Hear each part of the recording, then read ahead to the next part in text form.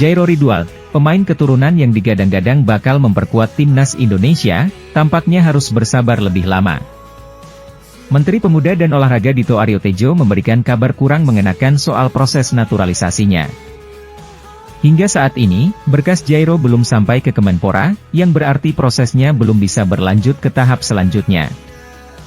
Hal ini tentu mengecewakan banyak pihak, mengingat Jairo digadang-gadang bisa menjadi tambahan kekuatan di lini tengah skuad Garuda. Menurut Dito, masalah utama yang menghambat naturalisasi Jairo adalah kelengkapan dokumen yang masih diurus oleh PSSI. Ia menegaskan bahwa pihaknya belum menerima berkas apapun terkait mantan pemain Crystal Palace tersebut. Ia juga menyebutkan bahwa PSSI masih berusaha menyelesaikan dokumen-dokumen yang dibutuhkan sebelum bisa mengajukannya ke pemerintah. Keterlambatan ini tentu membuat banyak supporter khawatir, terutama karena Maret 2025 adalah bulan penting bagi timnas Indonesia di kualifikasi Piala Dunia 2026.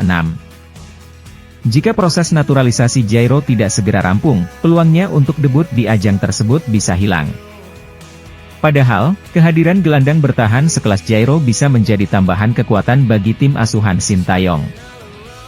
Dengan persaingan yang semakin ketat di level Asia, Indonesia tentu membutuhkan pemain berkualitas untuk bersaing. Jika semua dokumen bisa segera diselesaikan dan diserahkan ke Kemenpora, masih ada harapan bagi Jairo untuk bergabung tepat waktu. Namun, jika proses ini terus tertunda, debutnya di timnas Indonesia mungkin harus menunggu lebih lama.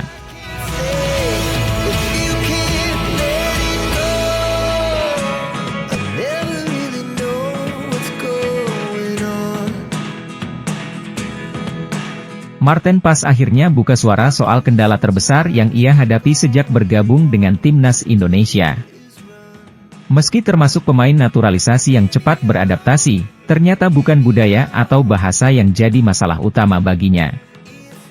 Tantangan terbesarnya justru adalah perbedaan zona waktu yang cukup ekstrim.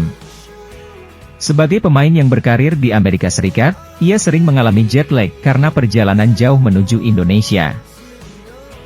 Paes mengungkapkan bahwa perjalanan panjang dan perubahan waktu yang drastis sangat menguras energi. Ia harus terbang belasan jam, terkadang langsung bergabung dengan tim tanpa waktu istirahat yang cukup.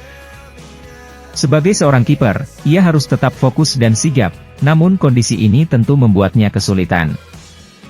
Meski demikian, ia tetap berusaha menjaga kebugaran dan beradaptasi dengan jadwal padat yang dijalaninya. Beruntung, Marten Paes merasa sangat didukung oleh staf pelatih, rekan-rekan setim, dan lingkungan di timnas Indonesia. Mereka membantunya agar bisa beradaptasi lebih baik dengan ritme pertandingan di Asia. Selain itu, dukungan luar biasa dari supporter Indonesia juga menjadi dorongan besar baginya. Antusiasme para fans membuatnya semakin bersemangat untuk terus berkembang dan tampil maksimal di setiap pertandingan. Sebagai bentuk komitmennya, Paes juga mulai belajar bahasa Indonesia agar bisa lebih mudah berkomunikasi dengan tim. Ia optimis bahwa dalam beberapa bulan ke depan, ia bisa beradaptasi lebih baik dan semakin nyaman bermain untuk Garuda.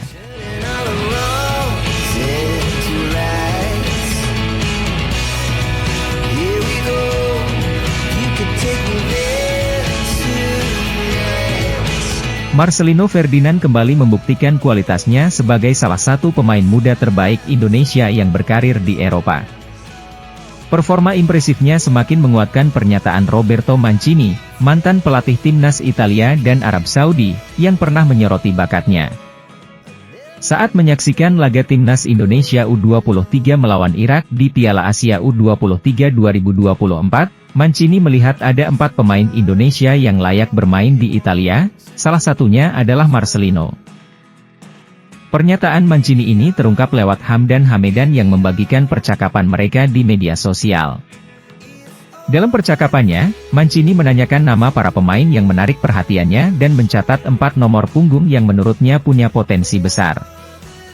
Salah satu dari mereka adalah Marcelino Ferdinand, yang saat itu tampil gemilang di turnamen. Ucapan Mancini tentu menjadi validasi besar bagi Marcelino dan menunjukkan bahwa talenta Indonesia mulai diakui di tingkat internasional. Kini, Marcelino terus membuktikan kapasitasnya sebagai salah satu pemain paling bersinar di timnas Indonesia. Dengan bakat dan kerja kerasnya, ia semakin berkembang di Eropa dan menunjukkan bahwa pemain Indonesia bisa bersaing di luar negeri. Kepercayaan yang diberikan kepadanya tidak hanya datang dari penggemar, tetapi juga dari sosok berpengalaman seperti Mancini yang pernah membawa Italia juara Euro 2020. Dengan perkembangan yang begitu pesat, masa depan Marcelino di kancah sepak bola Eropa semakin cerah. Jika terus tampil konsisten, bukan tidak mungkin ia bisa menembus liga-liga besar seperti yang pernah diprediksi Mancini.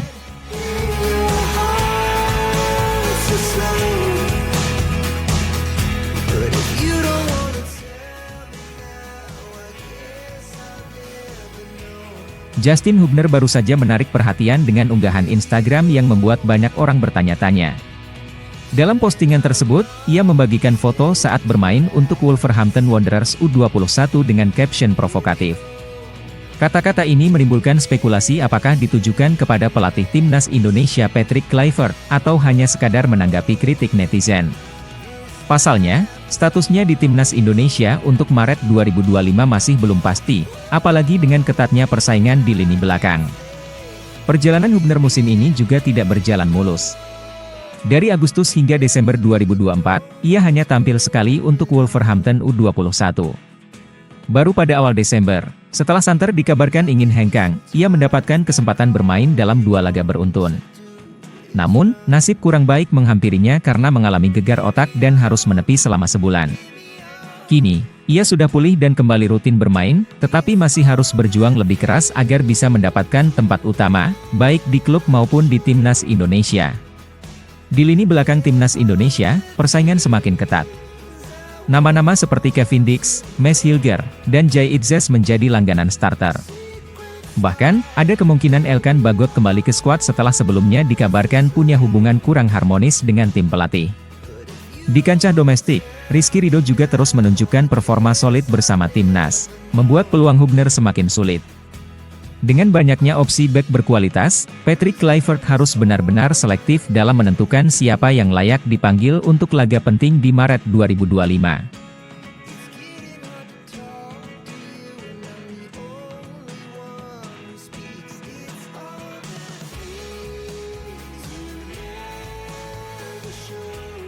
Patrick Kluivert tampaknya lebih memilih pemain yang rutin bermain di klubnya dibandingkan pemain yang jarang mendapatkan menit bermain.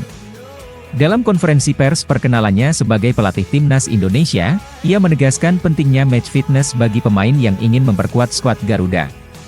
Pernyataan ini menjadi pukulan telak bagi Rafael Struijk, yang saat ini kesulitan mendapatkan waktu bermain reguler di Brisbane Roar. Dalam 5 pertandingan terakhir, ia hanya duduk di bangku cadangan atau bermain dalam waktu yang sangat singkat. Statistiknya juga kurang mengesankan, hanya 1 gol sejak debut profesionalnya pada 2022. Di timnas Indonesia, dari 22 laga yang telah dijalaninya, ia juga baru mencetak 1 gol. Dengan performa seperti ini, Struijk bisa saja tergeser oleh Ole Romeni, yang baru saja menyelesaikan proses naturalisasi, atau penyerang muda berbakat lainnya yang segera bergabung. Salah satu nama yang dikabarkan segera dinaturalisasi adalah Mauro Zylstra. Striker muda ini sedang dalam performa luar biasa bersama FC Volendam U21, mencetak 11 gol dalam 13 pertandingan musim ini. Jika dibandingkan dengan Struijk, jumlah golnya jauh lebih banyak, dengan total 23 gol dari 39 laga di level U21. Mauro bahkan sudah 2 kali bermain di tim utama FC Volendam, menandakan bahwa ia punya potensi besar untuk berkembang. Rumor naturalisasinya semakin kuat setelah pernyataan petinggi media football primer dan konfirmasi dari Zylstra sendiri. Jika Mauro Zylstra benar-benar dinaturalisasi pada Maret 2025, Rafael Struijk harus bekerja lebih keras untuk mempertahankan tempatnya di timnas. Dengan persaingan ketat di lini serang, Patrick Kluivert tidak akan segan mencoret pemain yang kurang produktif.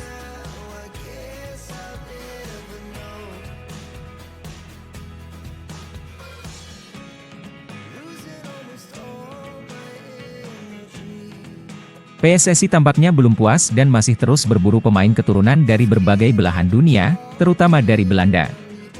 Ole Romeni dan Jairo Riedwald menjadi 2 nama terbaru yang sedang dalam proses naturalisasi, diharapkan bisa bergabung sebelum laga krusial melawan Australia pada Maret mendatang. Menteri Hukum dan HAM Supratman Andi Aktas sudah memastikan bahwa Ole Romeni akan mengambil sumpah WNI pada 8 Februari 2025. Keberhasilan Timnas Indonesia menembus putaran ketiga kualifikasi Piala Dunia serta pencapaian gemilang di Piala Asia membuktikan bahwa pemain-pemain naturalisasi memang memberikan dampak besar. Ambisi besar PSSI untuk membawa Indonesia ke Piala Dunia 2026 semakin terlihat dengan keputusan mendatangkan lebih banyak pemain keturunan. Pelatih baru Patrick Kluivert tak hanya menargetkan kemenangan melawan Australia tetapi juga mengincar hasil maksimal saat menghadapi Bahrain dan Cina di Stadion Utama Gelora Bung Karno. Jika Indonesia mampu meraih 3 kemenangan beruntun, peluang lolos ke Piala Dunia semakin terbuka. Nama-nama seperti Pratama Arhan, Asnawi Mangkualam, Witan Sulaiman, Rizky Kambuaya, Hoki Caraka, hingga Marcelino Ferdinand berpotensi tergeser jika tren ini terus berlanjut. Meskipun pemerintah melalui Kemenpora memastikan bahwa naturalisasi tak akan menghambat pembinaan pemain lokal, banyak yang masih meragukan komitmen tersebut di masa depan. Menteri Pemuda dan Olahraga Dito Aryo Tejo menegaskan bahwa program ini bertujuan memadukan potensi diaspora dengan pemain lokal.